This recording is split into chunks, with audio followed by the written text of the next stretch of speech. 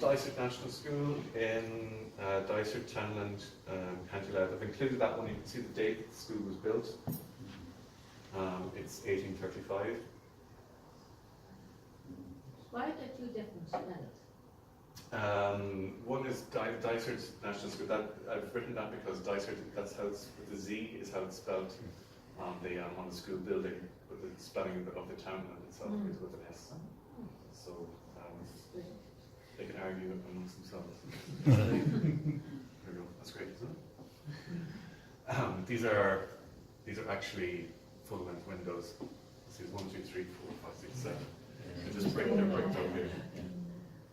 Yeah. And then there was a central entrance in the middle here. It's all bricked up. The reason I've just put up that one is it built in 1835. It's not really to a standard OPW plan at that time. So the earlier school buildings are less likely to have an OPW plan because the OPW aren't sending out as much stuff. Compared to this is from 1920. This is probably, you'd see a lot of these in the countryside. They're gabled. They've got a projecting gable to the front. This is a very typical 1920s design. But a lot of the features are still, the features of schoolhouses are still present. So tall windows are quite common, usually quite high up. This is actually a reflection of ecclesiastical architecture. So the inclusion of very tall windows are practical as well because they allow in a lot of light because you need light for learning, basically, for reading. But they're actually a reflection of the tall windows in ecclesiastical architecture.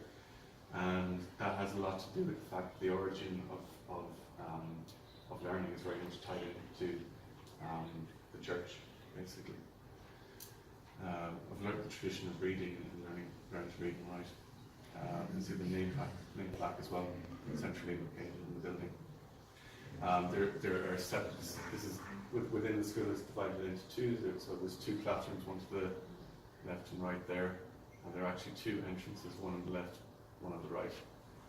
This is kind of a typical setup. Usually it was separated by sex, so boys and girls, or sometimes depending on the numbers, they might separate by juniors and seniors.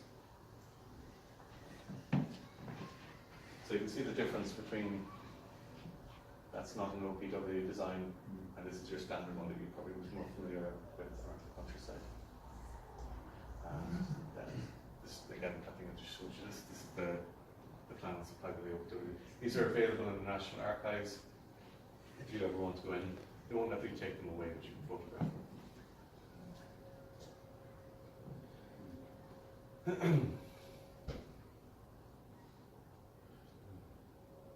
Is there any questions or anything?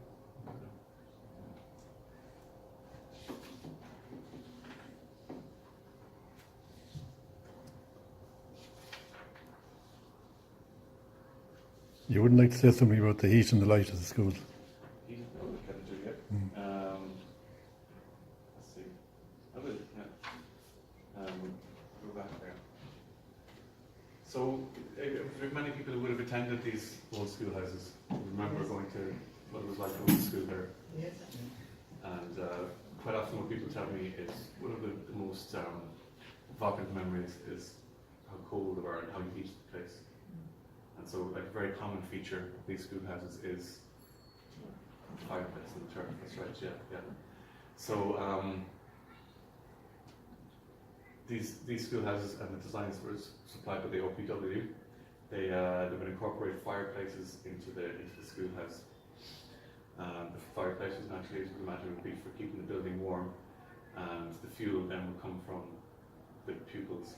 So it would be a case whereby kids would carry turf to school every day, and the turf was used to burn in the fireplace. The fireplace, as you might expect, would be right beside the teacher. And their children at lunchtime. And the children, Yeah. And they would enjoy most of the benefits of the fireplace, with the fuel being supplied by local kids. I think heating bottles of milk as well with the fire was also used. The open fireplaces then, as you go into the 50s and 60s, occasionally were replaced with little stoves, and new builds then in 50s, 60s would generally incorporate something akin to central heating, sometimes with a boiler. Another feature of the old schoolhouses, they were still in use up until the into the 70s. I know people have told me about it as well. Is the bathrooms. So, has anyone experienced that? Yeah. Yeah, outdoor toilets. Yes, Yeah, outdoor. that's right. Yeah. So to the rear of the building, I think there's actually an example on one of the plans. I think that 1869 plan shows. Yeah. Oh, well done.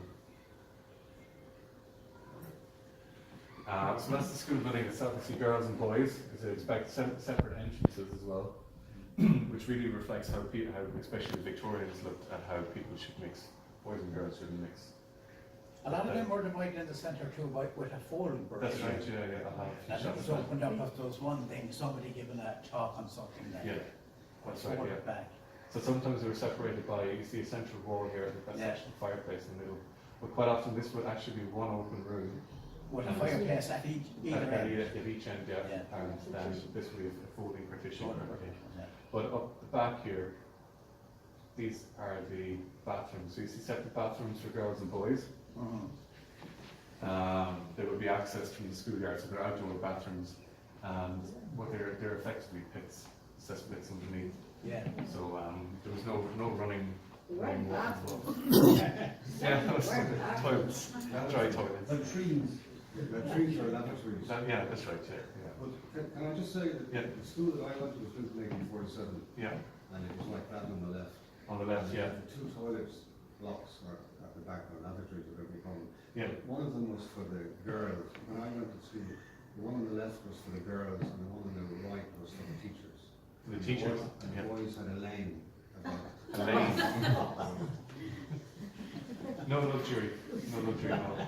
Well, in some of them there was two for the girls and one for the boys, Mhm. plus a urinal, Yes, the old type of urinal. yeah. Now, the other thing about that is, maybe you'd be able to throw some light on it. One of those, and some of them, there was a little party wall on the right-hand side. The toilet was on the left-hand side. And there was a little wall on this side here, and a division between that wall of about 18 inches, and it dropped down. Mm. What would that have been for, can you tell me? That was in both the men's and the women's. I don't know exactly. It could be. Sounds like a Middle East toilet to me. Yeah, it could be. Now, this is before you go into the toilet. This was on the opposite side. Yeah. You see where the toilets are there? Yeah. Now, just at the back wall there, that. Yeah. You see this here where it says cesspit? Yeah. It would be like that except No, on the no, other no, side. it's back that other side, yeah. On the Yeah, inside, on the On inside. the inside? Yeah. Okay, I don't know. And it was roofed in concrete as well, that. Okay, But part of it was open, the front part of it was open. okay. Would it be for emptying the cesspit? No, No. it was away from the cesspit completely. No, the place for the cesspit was at the back, Yeah, at the end, into the cesspit there. like, isn't it? Should they have been warm stuff? Running No, water? no. No water or No electricity. hygiene whatsoever. Okay.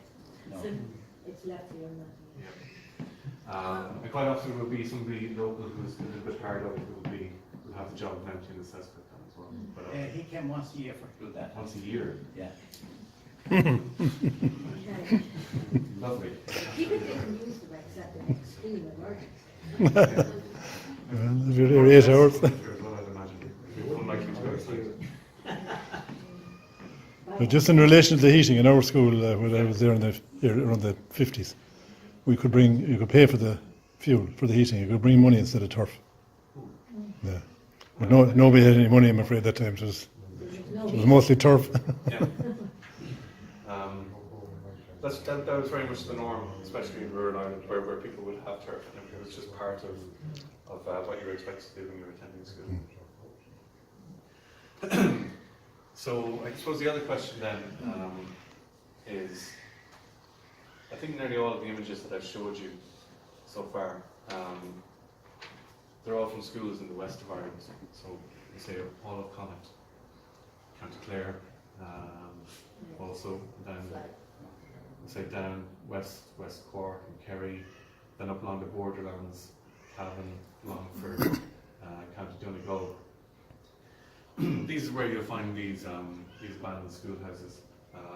very few of them outside of that, on the east side of the country. A lot of it is to do with prosperity, and a lot of it is to do really with emigration. And where immigration has impacted greatly out of the Great History. So in 1900 we have 8,700 schoolhouses in operation in the country. A lot of it has to do with changing demographics and requirements of the rural community as well. So we have 8,700 schoolhouses, predominantly small schoolhouses, 1 and 2 room schoolhouses, dotted all over the countryside. And the reason that there is 1 and 2 room schoolhouses dotted all around the countryside is because that's what's required. There's no real transport infrastructure. There's no cars, there's no motorised transport, but you need lots of schoolhouses that children can walk to. And that's the requirement of the rural countryside. Even though we have a dwindling population in 1900, you can see that in the Republic, about 6.5 million people were living in the Republic in 1840, just before the famine. By 1960, we're down to 2.8 million. It's a huge drop, it's 50% drop. But the curious thing is that in 1900, we have 8,700 schoolhouses. Today, we have just about just below 4,000. So we have much less schoolhouses now than we did in 1900, though we had a much bigger population, or we have a much bigger population now. And that's to do with what was required. Today we can get by with consolidated. Ladies and gentlemen, may I have your attention, please? If there is a Fergus Walsh in the museum, would you please? Thank you. No Fergus here, no? No? So today we can get by with our consolidated schoolhouses. We can have large multi-room schoolhouses, but in the 1900s, the early 1900s, in the 19th and 20th century, children had to walk to school, so we need lots of small schoolhouses. Despite having a dwindling population, our birth rate was incredibly high. It was the highest in Europe. So we didn't have. We're quite an outlier in Europe. We were plagued by immigration, plenty of people leaving, but we had an incredibly high birth rate. So the amount of children that needed to be educated remained relatively static compared to the dwindling population. But as we approach the 1950s and 1960s, there's a drive to modernise Ireland. The IDA are established, and it's basically an active push to try and move people from the countryside to more urban settings. There's also the transport infrastructure begins to be put in place. People begin to have cars, and small schoolhouses are consolidated. If you have an area with 1 or 2 or 3, maybe 4 small schoolhouses, they'll consolidate them into one multi-room school, and the buildings then are closed down. And it's from this point on we start to see a lot of these 1 and 2 room schoolhouses begin to be abandoned and closed up. So what the buildings tell really is that there's a change in landscape, there's a change in rural lifeway, there's a changing need in rural society. There's emigration, there's movement from the rural setting to urban settings, and there's mass emigration from the country outwards to UK, America, Australia, various parts of the world. So these buildings kind of reflect that. Their abandonment reflects the change in rural life, maybe, I suppose.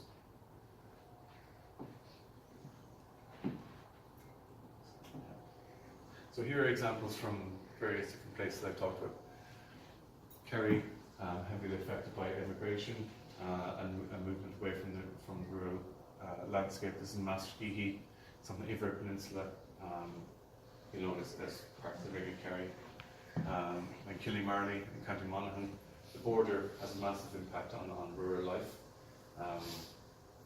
It's effectively devastating for the region, particularly for Donegal, has a real big negative impact, and a lot of movement from rural settings to urban locations. And again, Latin National School in County Monaghan. These are all places where rural life is changing and where people are moving away from a rural setting. where agriculture is changing and where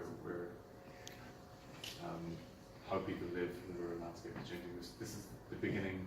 We're talking about the 1950s, 60s here, where we start to see the market towns start to shut up shop and close down. This is where it starts to begin. And with that, we see these rural schoolhouses also closed down. Any questions there? Who owns them? Who owns them? Mm. That's a very good question. Like, I get asked that question a lot. Each one is different. I can tell you the most common owners. So most commonly, they can be owned by the church, because the schoolhouses were established usually by a local church. The local church would have been instrumental in arranging the initial funding, and they would have maintained a position on the board of management and would probably hold the deeds to the land on which the school is built. And therefore, they still own the building. Occasionally, there is private ownership. So sometimes arrangements were made by a local landlord when the school was being constructed, whereby he would donate the land that the school was constructed on.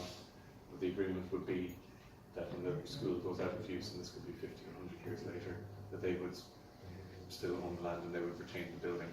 So sometimes they're in private ownership. Then sometimes they're owned by a board of trustees who manage the modern national schools as well, so they still own the old national schools. Those are the three main kind of circumstances. Sometimes they're in private ownership by a local farmer who's just bought the land and the schoolhouse is there. So it's just their property. But there's no onus on the people that own these to protect the buildings, because as I mentioned before, they're not protected structures. Some are protected because of architectural merit, particularly ones built in the early 19th century. They might be quite unique in their design, but because many of them were built to plan designs supplied by the OPW, their architectural merit is quite limited, and so they don't receive any formal protection. Any more questions?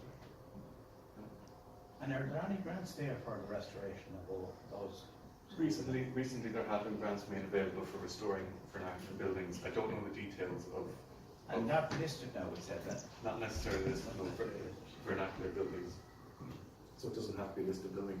But the problem with restoring listed buildings is, has anyone ever tried that? They were not listed now, we said. Yeah. You're talking about not listed. I'm talking about listed. We're talking about listed first. So Yeah, right. if a building is listed and you want to restore it, does anybody have experience of trying to do that? I done that, yeah. Yeah. We done It it. can be frightfully expensive. Oh, yeah. Because you're required to match the materials that you put in with materials that were originally used in the building. You can't do the work yourself quite often as well. You're required to hire specific craftsmen